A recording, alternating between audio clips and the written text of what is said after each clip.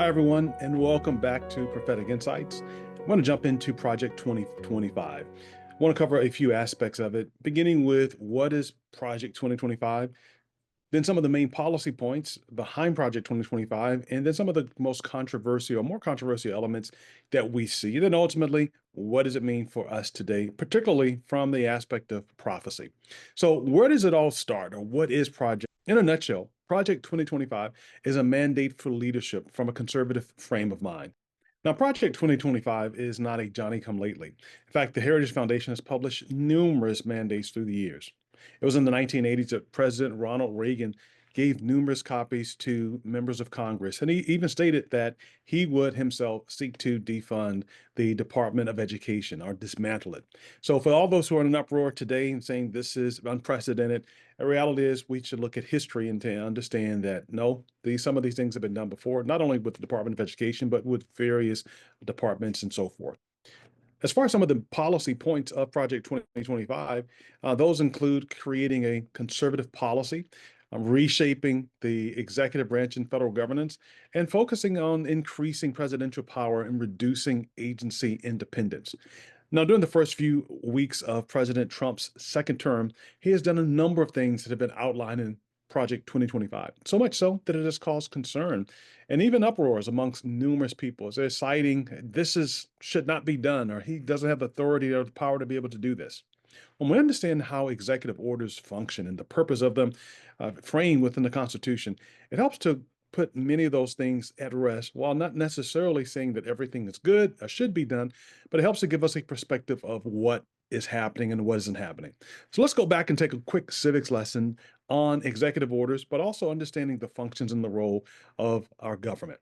Executive orders are orders that are issued by the President of the United States, hence the name executive order. These are not laws, but they have the force of law. So some key points to keep in mind is that, again, these are directives. This is not legislation or law that is passed by Congress. Congress is the only body that can pass laws pertaining to the federal government. These are directives for federal agencies and the officials in the execution of established laws and policies that are already in existence. Now, of course, these executive orders can be challenged, as we have seen some. They can be challenged in court. Courts can deem them unconstitutional, or the courts can deem them that they are within the scope of the president's authority. So they can be sustained, they can be overturned, etc.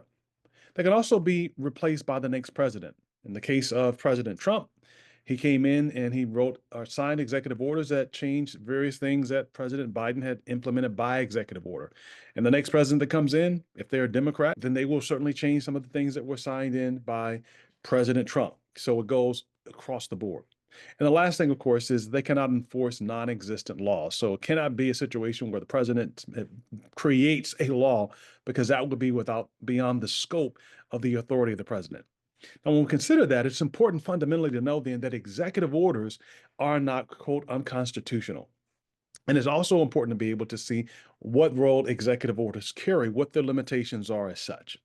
When we look at the government of the United States, we have three branches of government. And the first branch that we consider and we talk about, and they're not in order based off of prominence or importance, they're split. The first one is our legislative branch, and then we also have our executive branch, and then there is the judicial branch. When we look at the legislative branch, their role is to make laws, to approve presidential appointments. And of course, the states have two senators each, and they have congressional persons who are voted in based off of state population. So that's how we get our House of Representatives. And then we move over to the executive branch, and the role of the executive officers or the office is to sign laws, to veto laws, grant pardons, to appoint federal judges. And of course, presidents are elected every 4 years. And then lastly, we have the judiciary, or the judicial branch, whose job is to decide if laws are constitutional, or of course, for that case, unconstitutional. They are appointed by the president when we talk about the Supreme Court, and we also talk about federal justices, federal judges. And of course, they can overturn rulings by other judges when we get all the way up to the Supreme Court. So the function and the purpose then of government is we have a separation of powers and branches with checks and balances in the United States. We also have powers as well that are invested within each state. So the complexity there helps us to understand how our government is set to function and to work. Now, in a perfect situation, it really works well when all parties are working together and to check and to balance each other.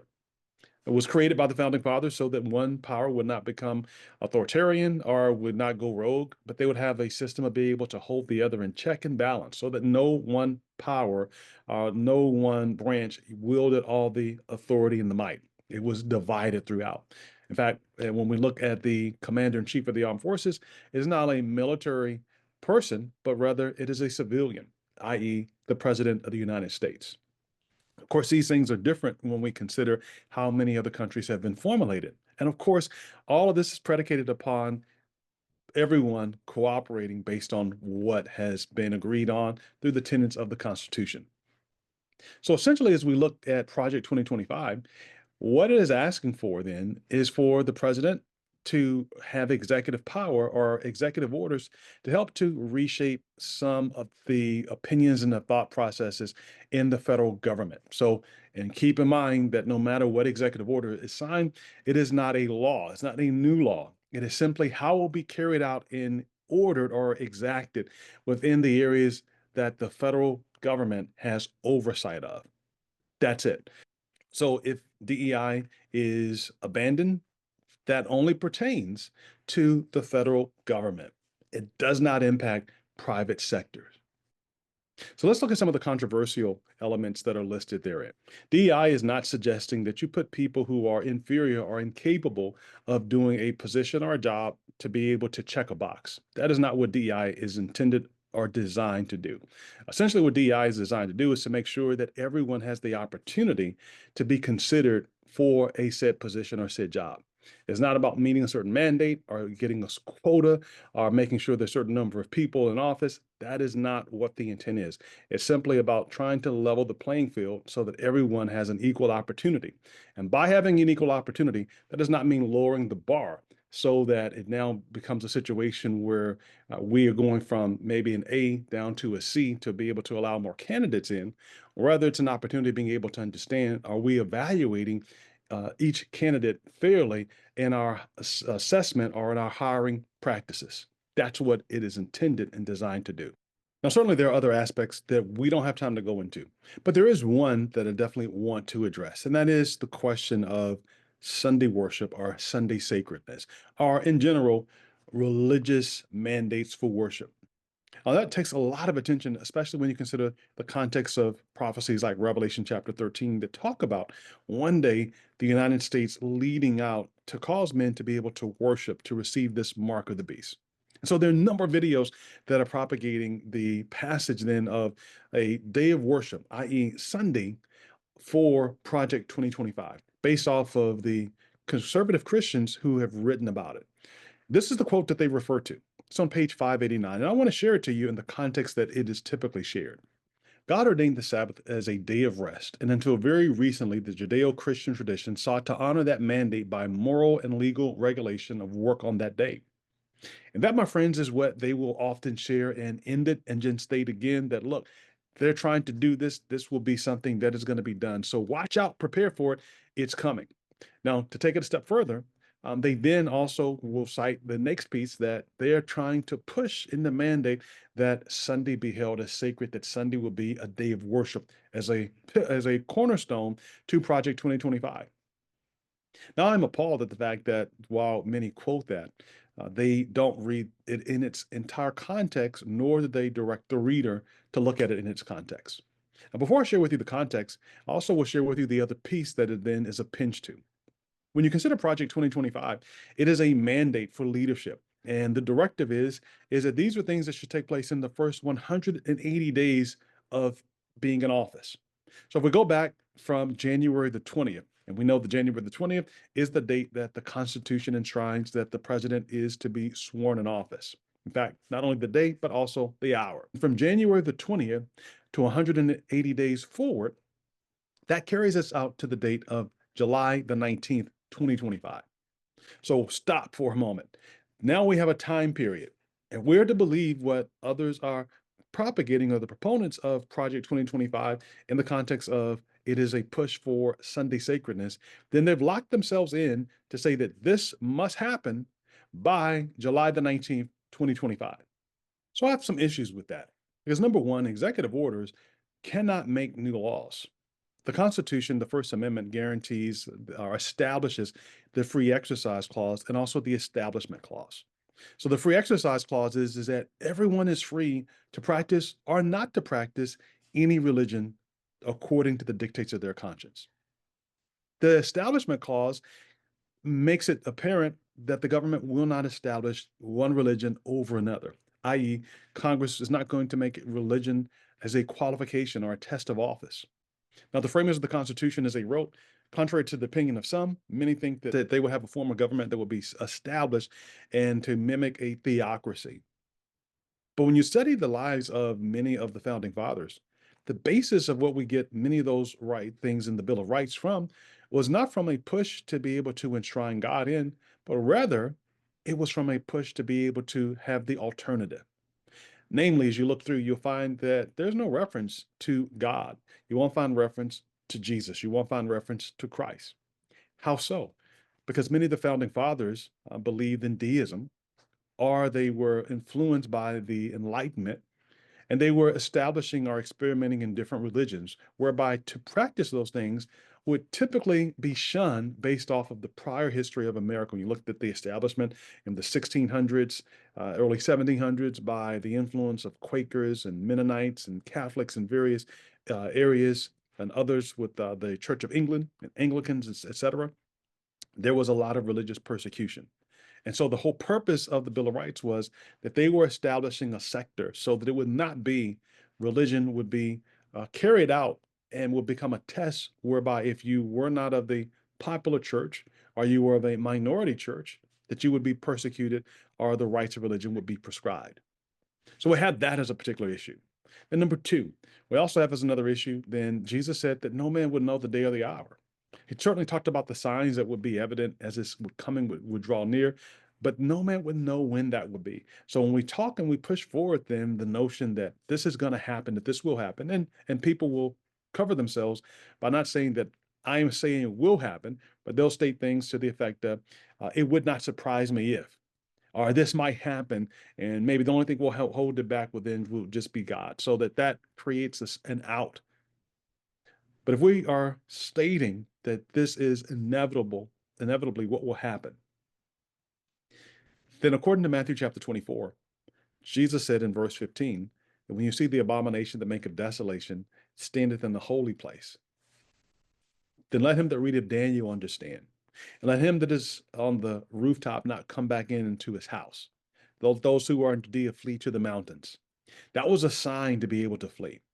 When we read the similar statement that is in the book Country Living, it says that as the siege of Jerusalem by the Roman armies was the signal for flight to the Judean Christians, so the assumption of power on the part of our nation in the decree enforcing the papal Sabbath will be a warning to us.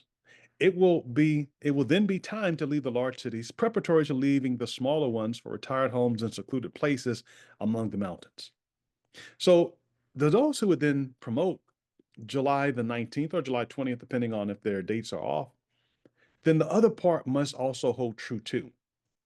Then I want to see a call then to make preparation. I want to see a call then for relieving oneself of their homes, of their properties, of their lands, downsizing. Because what you're saying invariably is that this is the date that this will take place. So this is the marshaling or the coming in of the armies to be seen. Now, in fact, when you look at that statement, it says that that the infringing or the taking of that power, which would infer then that this would actually be something that would be brought to pass and being mandated, pushed forward through the halls of Congress. But many people, they're just throwing it out, and it is riling up a lot of people to become alarmed, to become an alarmist, but not really delivering any type of practical solution. In fact, one of the things that you also will read then a note is that we're not to continue to keep before people then the idea of a notion then of a mandate of Sunday.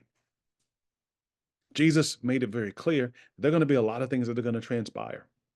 You're going to have wars and rumors of wars, earthquakes and pestilences. In the process of that, I want you to be aware so that when you see this actually take place, and you will know. And as a result, then you will be able to make a decision. But I want you to be prepared. Don't want you to become like the slothful servant or the evil servant who says, "My Lord delays his coming." But I also want you to not bury your talent. I want you to go into labor. I want you to occupy till I come. So I want you to be ready to wear this world like a loose garment, so that at my appearing, you may be able to take it off. But to push forward the notion then that this is a call for that is less than accurate. Third reason why we know so is that they never read the rest of the statement. So I want to read to you the rest of what it states again on page 589. It says the Congress should encourage communal rest by amending the Fair Labor Standards Act to require that workers be paid time and a half for hours worked on the Sabbath. Okay, stop right there. It says pay them time and a half or overtime for their time worked on the Sabbath. If it said they should not work on the Sabbath, that it is a day off, they should not work, period. And if they are forced to work or people have to work on it or they are working, they will be penalized as we saw in the 1880s. And that would be an entirely different conversation. In fact, the other thing that is stated in this same document, it says that that day would default to Sunday, except for employers with a sincere religious observance of a Sabbath at a different time, e.g., Friday sundown to Saturday sundown. The obligation would transfer to that period instead. So wait a minute now. Put on our thinking caps. What are they saying? They are saying that we would like for workers to have the right to be able to choose a day of worship. So whether you pick a day of Sunday, whether you pick a day of Saturday, whether you pick Friday, Tuesday, whatever it is, we want workers to be able to have that right. So whether or not, again, you agree or disagree with it, we can't put words in people's mouths to make it say something that it does not say. And so it's important, as always, to allow the evidence to speak for itself, because truth loses nothing by investigation. So I'd encourage us as we continue to see these things happen, and certainly there are things that will probably feel and seem unconventional that we're witnessing before us. Go back and look at history. And in history, you will see similar issues that have arisen up. And in all those instances arising up, they have called for earnestness and devotion. It's a test in this particular case when we look at maybe the structure of the Constitution. As I said before, it is really predicated upon each person in their respective branches adhering to the rule that is there. Have we had before instances in which a branch has acted in the opposition to what the Constitution has stated? We have. Now, we have not had an instance where there have been necessarily two branches, but we've had it before where there have been one. And even when we have two branches, perhaps acting out of line, then the one that really applies the brakes or that can apply the brakes that is more insulated than any other is the judiciary. The judiciary having the ability and the authority to be able to intervene to the extent that they can. Now, again, the way the Constitution is established and set up, that no one holds all the marbles. No one is able to do anything, but they're the ones who are best aligned to be able to apply the brakes to things. So we want to pray more than anything that we might have a mind and heart that will be attuned to the things that are taking place in the world, and recognize again that as we see monumentous events take place and transpire, that we want to be aligned and filled with the Spirit of God. To recognize and to know that again, that we will see signs of the end, but there will be a demonstration unequivocally so that all the world will be able to see and understand indeed the impact of Matthew chapter 24. When the scriptures speak of that, it will become so clear that no one will be, quote, asleep, that everyone will be able to see the sign for those who are looking for it. And it will be quite evident, not by misrepresentation of a statement here or a statement there, nor the notion of stating, well, this is happening afoot, that these secret organizations are trying to put this together to take over the world. God loves us too much to allow anyone to be kept unawares. It will become very apparent and as clear as the rising sun on a clear day.